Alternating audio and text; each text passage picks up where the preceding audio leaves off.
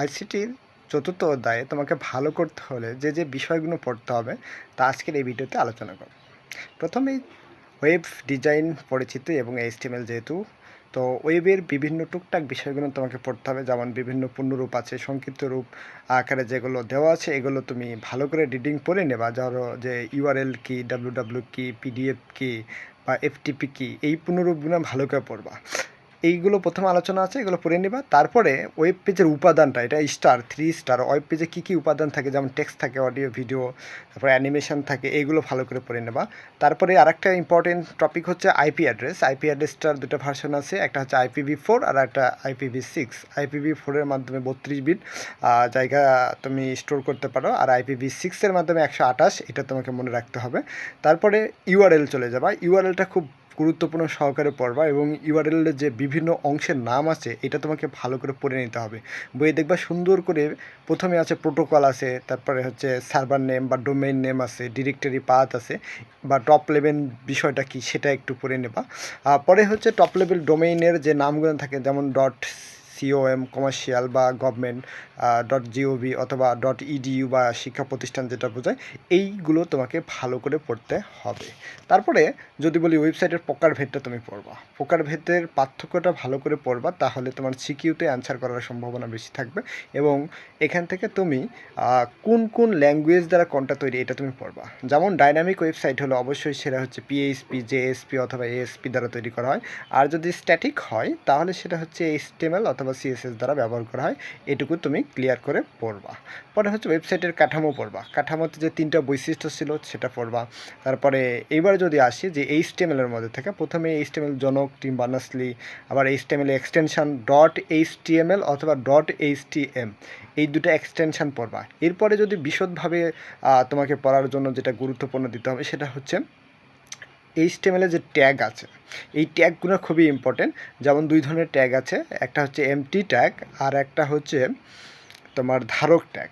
MT মানে যেটা ফাঁকা, যার শুধু শুরু আছে কিন্তু ক্লোজিং নেই। আর যেটা হচ্ছে ধারক ট্যাগ, যার শুরু শেষ দুটো আছে, এই নামগুলো পড়বা। তো ফাঁকা ট্যাগের মধ্যে কী কী থাকতে পারে, যেমন হচ্ছে ইমেজ ট্যাগ হতে পারে, এইচআর হতে পারে, তারপরে তোমার বিআর হতে পারে, এরিয়া, মেটা, লিঙ্ক, এইগুলো তুমি ভালো করে পড়বা। এছাড়াও আদার্স যেগুলো ট্যাগের নাম আছে, যেমন সাবস্ক্রিপ্ট, সুপারস্ক্রিপ্ট, কোনটা বোল্ড, কোনটা ইটালিক, তারপরে কোনটা হচ্ছে পারে কোন ট্যাগ দিয়ে আমরা স্মল বা স্ট্রং ট্যাগ, এরকম যত ট্যাগের নামগুলো তুমি পাবা এগুলো খুব সুন্দর করে পড়ে রাখবা। এগুলো থেকে একটা এমসিকিউ আসতে পারে। এরপরে যদি বলি যে তুমি লিঙ্ক, হাইপার লিঙ্ক, এইটা খুব ভালো করে পড়ে ফেলবা। রেফারেন্স সমান ওই যে ইনভাইটেড কমার মধ্যে একটা ইউআরএল থাকে, তারপরে টেক্সট থাকে, তারপরে এটা ক্লোজ থাকে, অর্থাৎ ছোটো হাতের যে দ্বারা, যে ট্যাগ দ্বারা আমরা অ্যাঙ্কর ট্যাগ দ্বারা যে লিঙ্কটা তৈরি করি, এইটা খুব ভালো করে পড়ে যাবা। তারপরে ইমেজ সোর্স অর্থাৎ ইমেজ যুক্ত করার জন্য যে ইমেজের যে একটা ফরম্যাট স্পেসিফায়ার আছে, অর্থাৎ ইমেজ সোর্স দেওয়া ইকুয়াল ইনভার্টেড কমার মধ্যে যে ইউআরএল দিতে হবে। এর মধ্যে তুমি যদি হাইট উইড দিতে চাও তাহলে উইড প্রথমে থাকবে, পরে হাইট থাকবে। এগুলো অবশ্যই উইড লেখা সমান সমান দেয় ইনভার্টেড কমার মধ্যে ভ্যালু থাকবে, অথবা হাইট লেখা সমান সমান ইনভার্টেড কমার মধ্যে ভ্যালু থাকবে। এই বিষয়টা খুবই ভালো করে পড়ে যাবা, এবং মনে রাখবা এগুলোর মধ্যে কোনো কমা থাকবে না। এইগুলো দিয়েও কিন্তু এমসিকিউ পরীক্ষায় আসবে, এটা অবশ্যই তুমি ভালো করে পড়বা। এগুলো সিকিউরের জন্য খুব ইম্পর্টেন্ট। তারপরে যদি বলি যে ইমেজ ট্যাগের আরও হচ্ছে কিছু তোমাকে দেখাচ্ছে, ইমেজের যে এক্সটেনশানগুলো আছে, একটা ছক আছে, এটা তোমাকে ভালো করে পড়তে হবে। ধরো .png অথবা .jpg অথবা .jpeg অথবা .bmp একটা আছে, এটাও পড়বা। বিটমাপ যেটা আছে এটাও খুব ভালো করে পড়ে নেবা। আর একটা জিনিস মনে রাখবা যে ইমেজ ট্যাগের 2টা হচ্ছে অ্যাট্রিবিউট আছে, একটা হচ্ছে সোর্স, SRC সোর্স, আর একটা হচ্ছে ALT বা অল্টারনেটিভ টেক্সট, এটা দেওয়ার জন্য। তারপরে যদি বলি যে ফন্ট ট্যাগ আছে, ফন্ট ট্যাগের অ্যাট্রিবিউট আছে 3টা, একটা হচ্ছে সাইজ, কালার, আর একটা হচ্ছে ফেস, অর্থাৎ লেখাটা কত সাইজের হবে, লেখাটা কত বড় মানের হবে, অথবা লেখাটা কোন ভাষায় বা কোন স্টাইলে লেখা হবে, সেইটা খুব ভালো করে পড়ে নেবা। তারপরে যদি বলি টেবিলের মধ্যে চলে যাবা। টেবিলের যে অংশগুলো আমি বেশি ভালোভাবে পড়বা সেগুলো হচ্ছে যে সেল স্পেস কি, একটা সেল থেকে আর একটা সেল, মানে একটা সারি থেকে সারি বা কলাম থেকে কলামের যে দূরত্ব, এটা সেল স্পেস।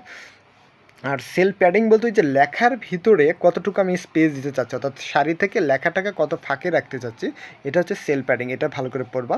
আর রো স্প্যান আছে, কলাম স্প্যান, অর্থাৎ রো বাদ দেওয়ার প্রক্রিয়াটাকে রো স্প্যান বলা হচ্ছে, আর কলাম বাদ দেওয়ার প্রক্রিয়াটাকে বলা হচ্ছে কল স্প্যান। এই চারটা সহ টেবিলে একটু টুকটাক করে নেওয়া। তারপরে যদি বলি লিস্ট, এই লিস্টটা খুব ভালো করে পড়বা। লিস্টের মধ্যে কী কী আছে, অর্ডার লিস্ট আর আনঅর্ডার লিস্ট আছে। অর্ডার লিস্টের মধ্যে তুমি হচ্ছে পারে ওই যে রোমান সংখ্যা দিয়ে বা 1 2 3 এই সংখ্যা দিয়ে, অথবা ABC যে ক্যারেক্টার আমরা ইউজ করি, এগুলো দিয়ে কোনো কিছু লিস্ট তৈরি করা। আমরা মানে বর্তমানে আমরা যে লিস্টগুলো তৈরি করি সবই মূলত হচ্ছে অর্ডার লিস্ট দ্বারাই করি, হয়তো আমরা 1 2 3 সিরিয়াল দিই অথবা ABC দিই, এরকম আর কি।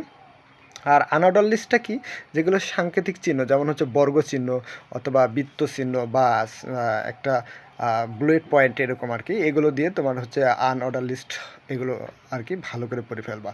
তারপরে হচ্ছে আরও কিছু বিষয় আছে, যেমন ডিডি কি, মানে ডেফিনেশন ডেসক্রিপশান অথবা ডেফিনেশন টার্ম অথবা হচ্ছে ডেফিনেশন লিস্ট, এইগুলো ট্যাগগুলো একটু ভালো করে পড়ে ফেলবা। পরে লাস্ট ফাইনালি যেটা পড়বে সেটা হচ্ছে কালার। কালার কোডটা নিয়ে একটু ভালো করে পড়বা। কালার কোডে মনে রাখবা RGB, 3টা কালার কোড। প্রথমে আর এর 2টা ভ্যালু, তারপরে গ্রিনের 2টা ভ্যালু, আর লাস্টে হচ্ছে ব্লুর 2টা করে ভ্যালু থাকবে। মোট হেক্সাতে যদি লেখা থাকে তাহলে 6টা ভ্যালু থাকবে। 6টা হলে প্রথম 2টা রেডের, পরের 2টা হচ্ছে পারে গ্রিন, আর লাস্টের 2টা হচ্ছে ব্লু। তো মনে রাখবা একটা ভ্যালু কোথায় দেওয়া আছে, অর্থাৎ যে মানগুলো দেওয়া আছে এই মানটা আসলে রেডের ভাগ আছে নাকি গ্রিনের আছে না ব্লুর। শুধু গ্রিনের থাকলে তাহলে কালারটা গ্রিন, শুধু রেডের থাকলে রেড, অথবা শুধু যদি ব্লু থাকে তাহলে ব্লুটা এরকম আর কি মনে রাখবে। আর যদি 3টা ভ্যালু দেওয়া থাকে পরপর কমা, তাহলে প্রথম কাটা রেড, পরেরটা হচ্ছে গ্রিন, তারপরে হবে ব্লু, এটা মনে রাখবা। তো যেমন তুমি একটা কালার কোড বললাম, এই কালার কোড ধরো যে 10 তারপরে 0000, তাহলে 10 বলতে প্রথমে খালি ভ্যালু দেওয়া আছে 10, তার মানে রেডের ভ্যালু দেওয়া আছে, তাহলে কালারটা অবশ্যই রেড হবে। এইভাবে মনে রাখবা। আর সবগুলো যদি কালার সেম হয়, সেটা 255 বা FFF করে, তাহলে সেটা হোয়াইট হবে। আর সবগুলো যদি 0 দেওয়া থাকে তাহলে ব্ল্যাক হবে। তবে একটা জিনিস মনে রাখবা, যে 128 128 128 এই 3টে 128 করে দেওয়া থাকলে এটা কিন্তু গ্রে কালার হবে, অর্থাৎ ধূসর কালারে হবে, এটা মনে রাখবা। আর সবচেয়ে গুরুত্বপূর্ণ যে বিষয়টা কালারের, যে এর সর্বোচ্চ ভ্যালু হচ্ছে 0 থেকে 255 এই রেঞ্জের মধ্যে থাকে। আর তোমরা ওখানে একটা মান দেখবা, যে হচ্ছে ওই যে 86,338 এরকম একটা মান আছে, যে সর্বোচ্চ যদি একটা ডিসপ্লেতে আমরা কালার করতে চাই তাহলে ওখানে কত কালার কোড থাকে, সেখানে প্রায় 86,000 সামথিং বা এরকম, আমার মনে নাই যদি সংখ্যাটা ওইভাবে, কিন্তু ওটা পড়ে নিও। এগুলো ভালো করে পড়লেই তুমি খুব ভালো একটা মোটামুটি আয়ত্ত করতে পারবা বা ভালোভাবে MCQগুলো সলভ করতে পারবো ইনশাল্লাহ।